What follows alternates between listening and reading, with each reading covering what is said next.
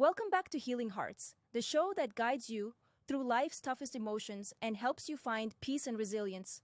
Today, we're exploring one of the most universal and deeply personal experiences, grief and loss. Grief is a natural emotional response to loss.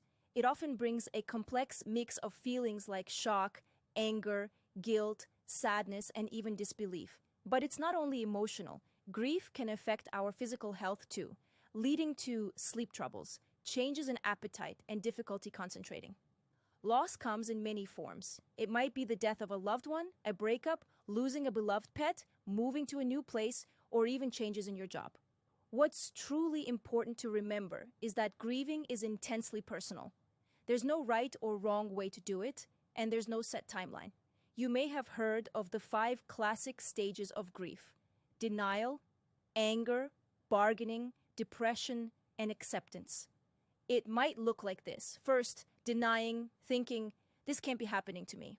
Then comes anger. Questions like, why is this happening?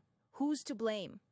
Sometimes bargaining follows, hoping for a deal to reverse the loss. Then depression sets in, overwhelming you with sadness. Finally, acceptance grows, finding a way to make peace with what has happened. But remember, not everyone experiences all these stages or in this order. Grief is non-linear, unpredictable, and uniquely your own. Grief shows up in different forms. There's anticipatory grief, which happens before a loss, especially when it's expected, like when a loved one is seriously ill. This can help you prepare and say goodbyes.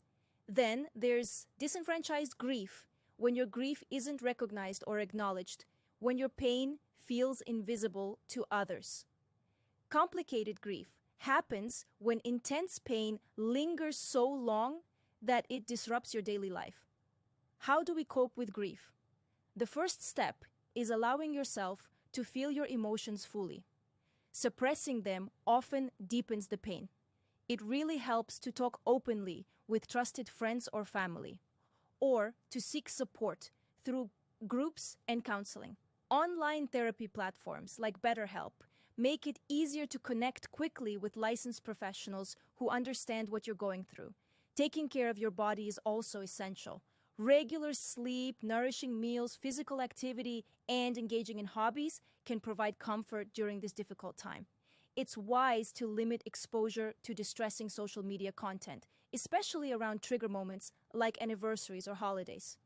Remember, grief isn't about forgetting. It's about acceptance and moving forward in your own time.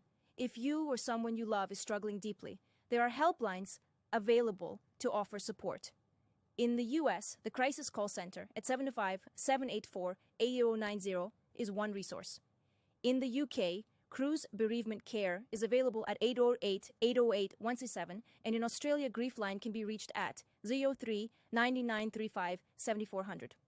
Grief touches each of us in unique ways, and honoring your own journey is the most important step. Facing grief openly is tough, but with support and self-care, healing and hope are possible. Thank you for joining me on Healing Hearts.